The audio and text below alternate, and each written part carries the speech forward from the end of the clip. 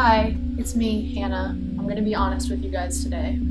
I'm actually on my way to the hospital to turn myself in because Friday night I tried to commit suicide. And thanks to my husband, I wasn't able to do it. I just got very, very sick and spent the whole weekend throwing up and barely able to move, go to the bathroom, or eat. So I'm ashamed and embarrassed. So I'm headed to the hospital to see what's going to happen next. So I will keep you guys updated, and I just figured I want to share this because if anybody else is going through this or thinking about going through it, that's not worth it. I never want to feel that sick again. I'm just doing this as a precaution.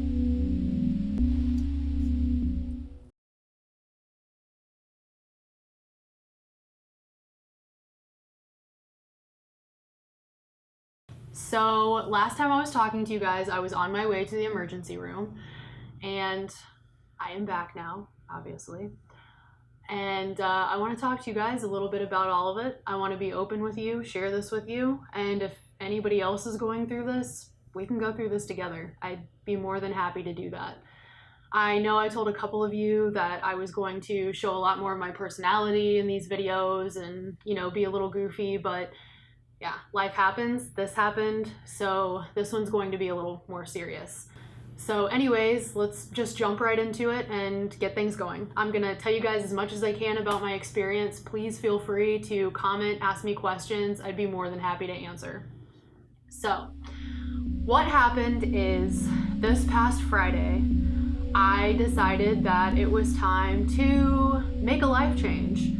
And by doing that, I meant by pulling the plug on my own life. So I went upstairs and decided to take some pills and take some more pills and some more pills and some more pills. Well, luckily my husband was there, and from what I can remember, he scooped out the very bad pills from my mouth, and as he was cleaning those up off the floor, I grabbed a bottle of some benzos and decided to down them. And they weren't fatal or anything. I, obviously did not know what I was doing, and he knew that I wasn't going to perish from this event.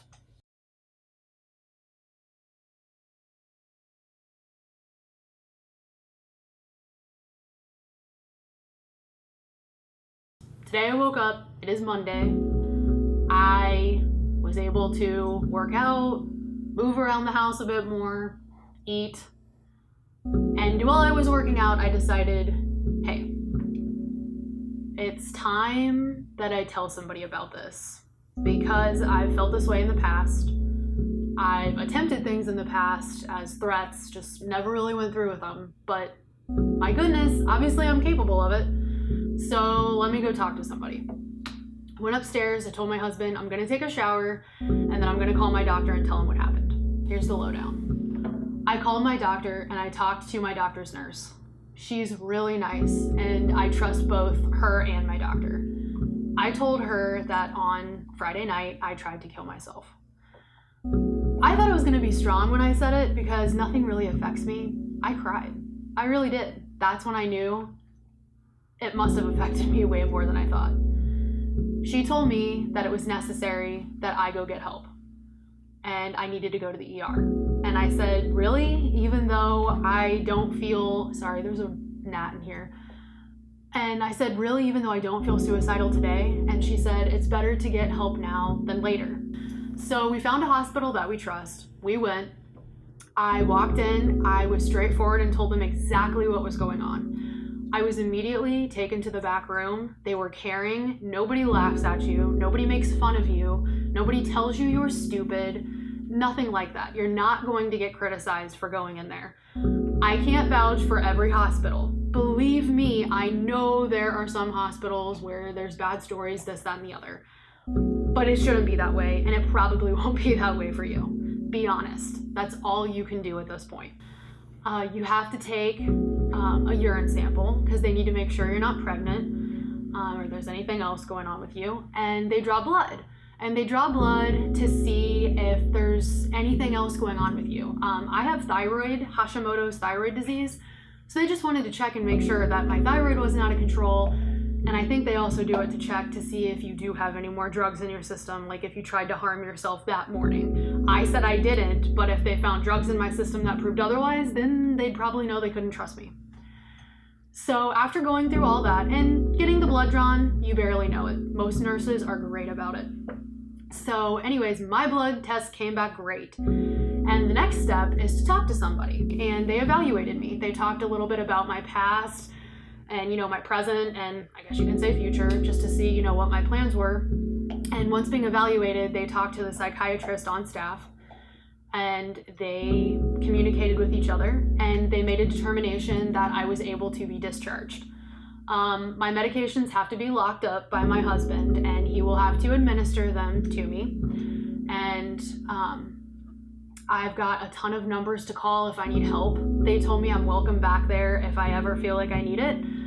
I also got in touch with a psychiatrist. I am supposed to follow up with my primary care physician as normal after an emergency room visit. Overall, they're really nice in there and you shouldn't be scared.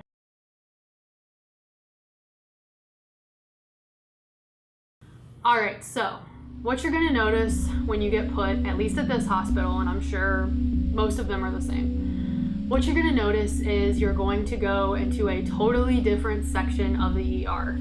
Once again, for your safety and theirs, there's two big doors that are on either side of this hallway.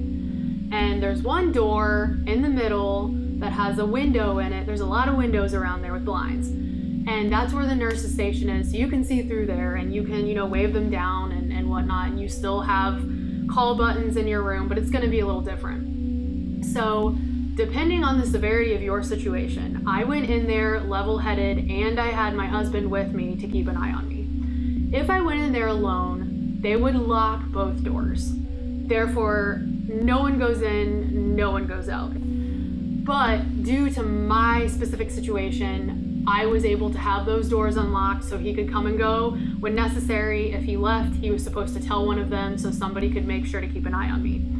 Free reign to go in and out of the restroom as necessary, which is good because when I get nervous, I pee. I've got like an 80-year-old bladder when it comes to that. So there's that.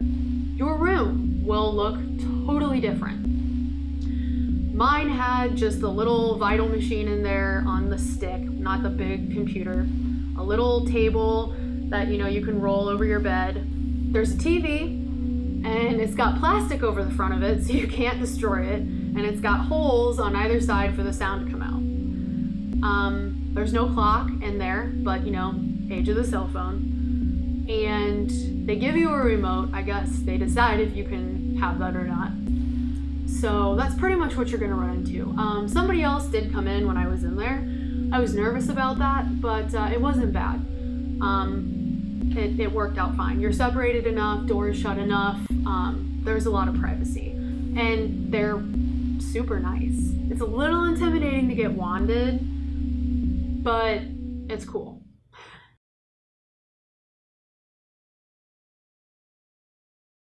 So, I'm gonna give you the bullet points on how it goes when you get to the hospital. You go into the hospital, check in, they take you into a triage room, they take your vitals, they take information, they give you the rundown of how this is gonna be different than a normal emergency room visit.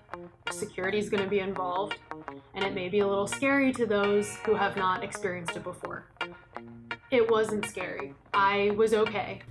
Then they take you back to the room, you change, you get your outfit on, you get wanded, so does whoever else is there with you, and you get your vitals checked, you get your blood taken, you take a urine test, and you talk to a doctor, and then after that, you get to talk to a behavioral therapist, and mine wasn't available, so I Skyped with one at another hospital.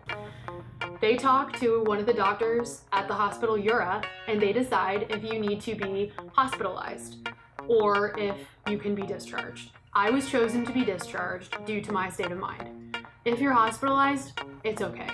You just get taken to a behavioral section at a hospital, a specialty hospital that deals with behavior. They don't keep you there long, usually up to 5 days. I can't say anything because I haven't gone, but it really sounded like it wasn't a scary thing, and this is a hospital specifically for that. So after being discharged, I was given papers, people to keep in contact with, crisis numbers, things to do in case of an emergency, and to follow up with my primary care physician. And if you look at it as punishment, I can't have free reign of my medications. They are locked up by my husband, and I have to ask him, and he'll give them to me. So that's basically the rundown. I'm here. I still feel crummy from trying to OD, but I deserve that. So here I am in all my glory. I really hope this helped.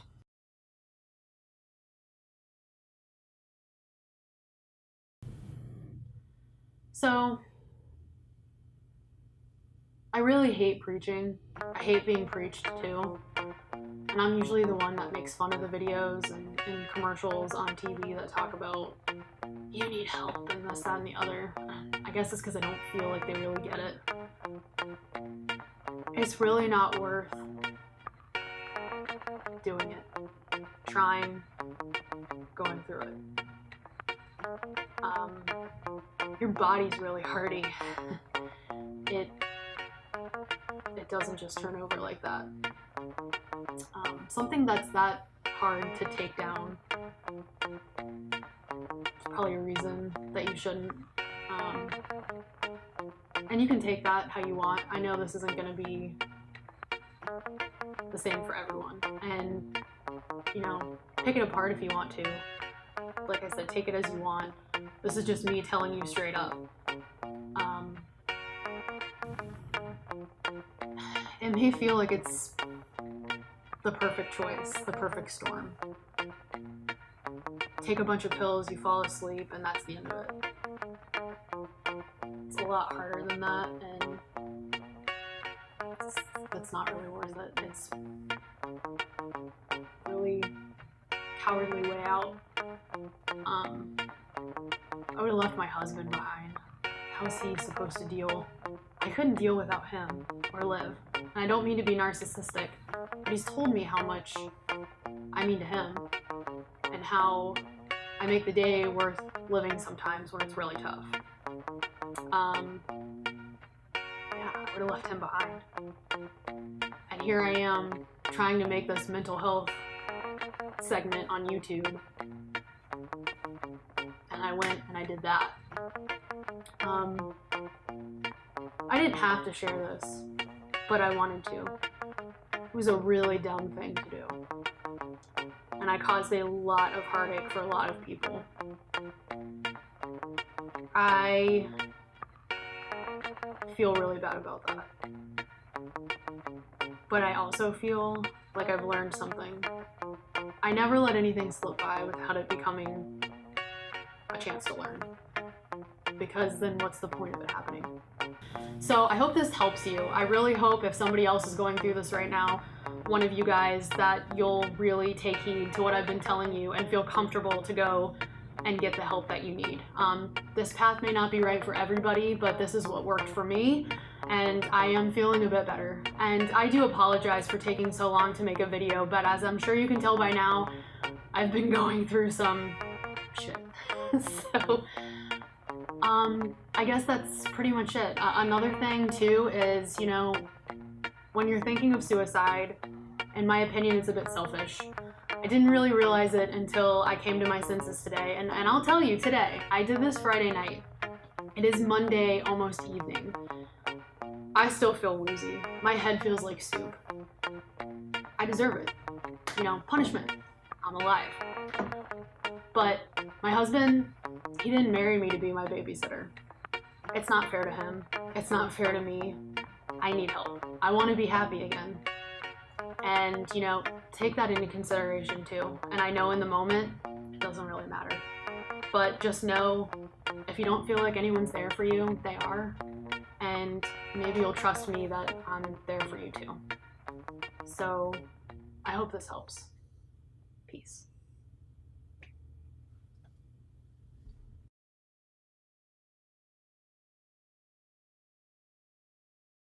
Okay. Hi. So I forgot to add something in my video yesterday, so I figured I would do it today. Sorry I'm a little scuzzy for the congested voice, I just woke up. But anyways, I just wanted to point out that, not only are you gonna have memories of the path you chose to go down if you make the poor decision that I did, but it's gonna be on paper, on record, everything. For example, my diagnosis reads, your diagnoses were intentional drug overdose, initial encounter, and passive suicidal ideations. It's right here on paper. It really makes an impact when you have to read that aloud or see it. And, you can shred this, but it'll still be there. It'll be on file at the hospital. And not to mention, bills are gonna start coming in, and you'll see it again and again. You'll just be reminded. So actually having the papers here in my hand and seeing it, makes a pretty big impact. So just wanted to point that out.